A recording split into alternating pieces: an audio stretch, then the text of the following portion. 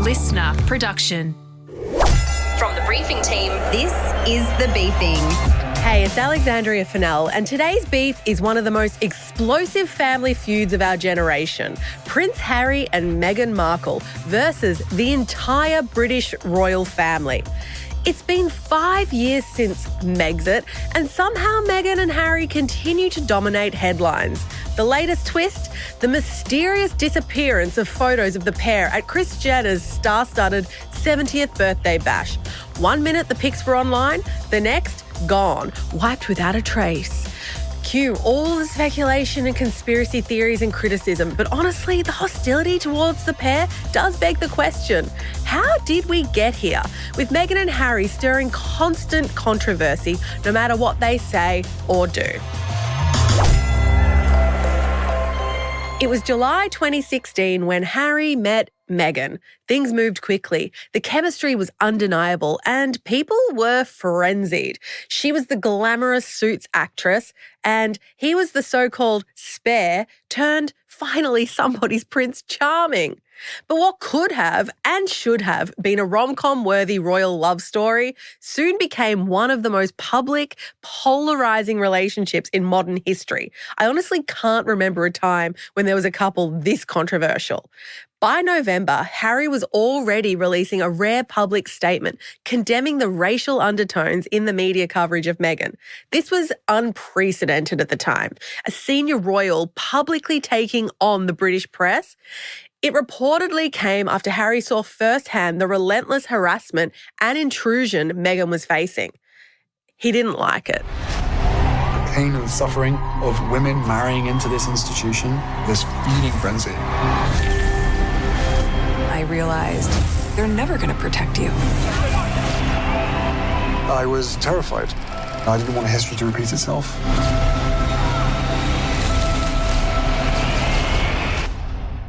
This moment became the foundation of the rift and to this day is still a major theme in the beef. It marked the point where their story stopped being about a fairy tale romance and started being about resistance and standing up to the tabloids, standing up to the racism, standing up against the institution and against the rules that had always protected the crown above all else. Despite the palace still publicly standing behind Harry at this point, it's alleged that cracks were already forming behind closed doors. Prince William reportedly warned Harry that things were moving too fast and urged him to slow down. Harry did not take this well, feeling his brother wasn't exactly rolling out the royal red carpet for Meghan. The tension was building, even if everything looked picture perfect on the surface as the Fab Four. Publicly, the Queen appeared to be doing her utmost to welcome Meghan, even inviting her on her first solo engagement to Cheshire, where the pair were photographed smiling together. The Queen gifted Meghan a pair of diamond and pearl earrings, a symbolic gesture welcoming her into the fold. They even shared a blanket together, which apparently is a thing that the Queen does when she's feeling like she likes someone. Anyway, by November 2017, the engagement was official. Prince Harry and Meghan were set to become the Duke and Duchess of Sussex. And the world really did go into a full royal wedding frenzy. But as the world was celebrating, the wedding planning period is where tensions really did begin to simmer between Meghan and palace staff, and of course between Meghan and Kate. Now, this rumour was everywhere.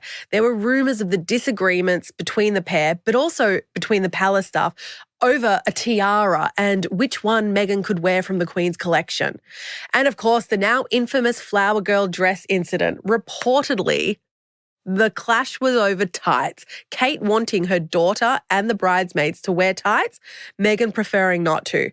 A small moment that became a symbol of a bigger cultural clash between tradition and modern times.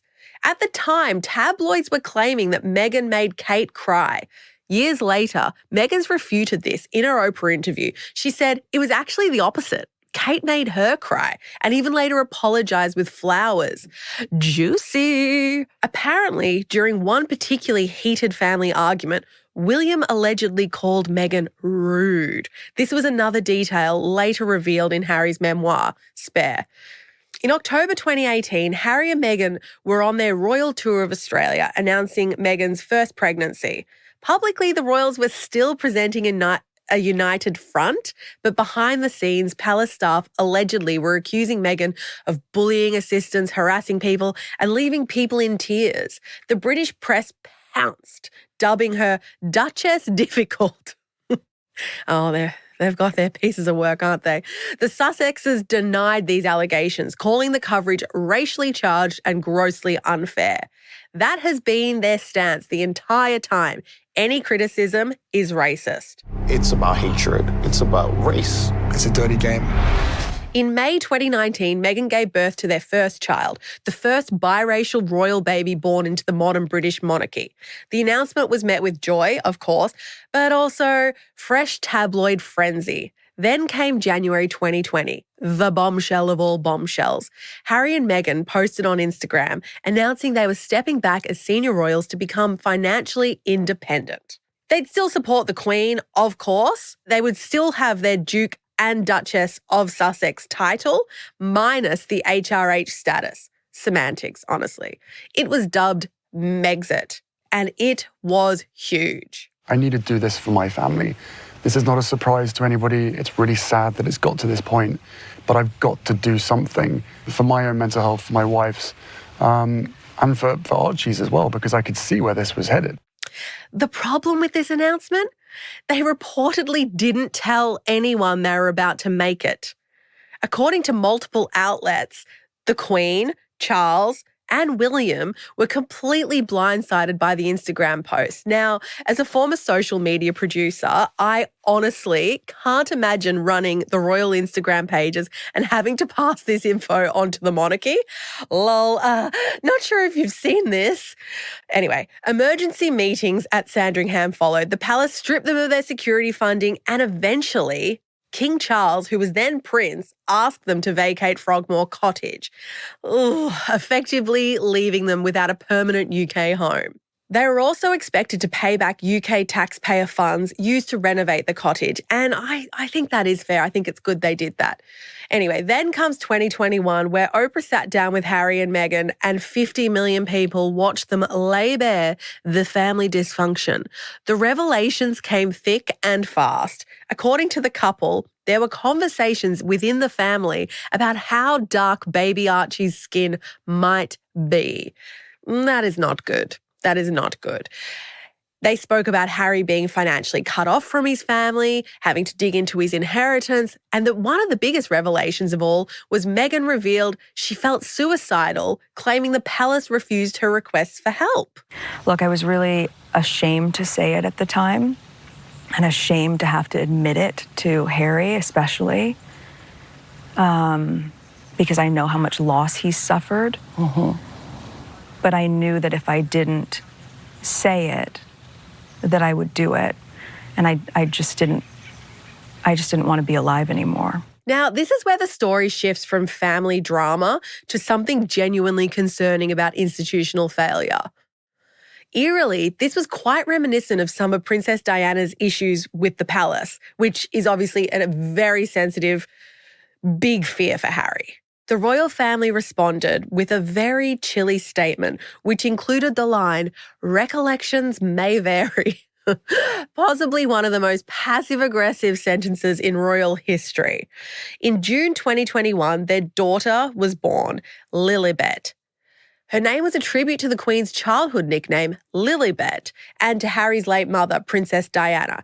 But while the name was seen as a sweet gesture, the Queen was never publicly photographed with her great-granddaughter before her death in 2022. It is said that they did meet, there was just no photo. But that fact has become symbolic of just how deep the family rift had grown. The Queen was mad. December 2022, William and Kate touched down in the US for an official visit. The Harry and Meghan Netflix documentary trailer dropped the same day. That is awkward. Coincidence? Highly unlikely. Then came Harry's memoir, Spare, released on the 10th of January 2023, the day after Kate's birthday. Happy birthday, Kate. The book revealed private family arguments, including that William allegedly physically attacked him during a fight about Meghan. I remember it was something like, and I hit my head on the dog bowl. I don't know why I find that so funny. And yes, it even included stories about frostbite on his privates. That probably should have stayed in the drafts folder. The content timing wars continued. Meghan launched her lifestyle brand, American Riviera Orchid, on the same day William was speaking at the Diana Awards. Netflix dropped the trailer for Harry's polo series just hours after Kate released her post-chemo video.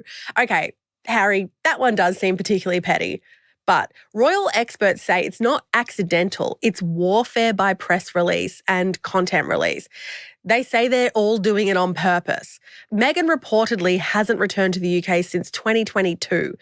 When King Charles was diagnosed with cancer in early 2024, Harry did fly over, but only got around 45 minutes with his father before Charles left for Sandringham without inviting him along. Harsh. So where do they all stand now in 2025? Well, the rift continues. Earlier this year, sources claimed that the rift was actually widening, but recently, the father and son reportedly reunited for tea at Clarence House. How English? Tea. Their first meeting in 19 months. Whether that's a thaw in relations or just a temporary ceasefire remains to be seen. On the legal front, Harry won the case against the publishers of The Sun over phone hacking scandals, reportedly receiving damages in the millions. A major vindication of his long-standing war with the tabloid press. So that's a win for him. However, their Netflix deal is set to wrap up this year, and their non-royal projects have reportedly been struggling to get the ratings, get the views, and not doing very well. The rumour mill suggests that when William does eventually become king, one of the first acts he might do is to strip Harry and Meghan of their Duke and Duchess titles. Whew. So despite some recent olive branches, a full reconciliation still feels a long way off. Will Harry and Meghan ever reconcile with the royals? Who knows? All I know is their season of The Crown would be so juicy. This has been The Beefing. If you like this episode, we'd love for you to share it with somebody who you think might also like it. Alternatively, if you've got some beefs you'd want us to cover, let us know. Slide into our DMs. I'm Alexandria Funnell. Catch you next time on The Beefing. Bye.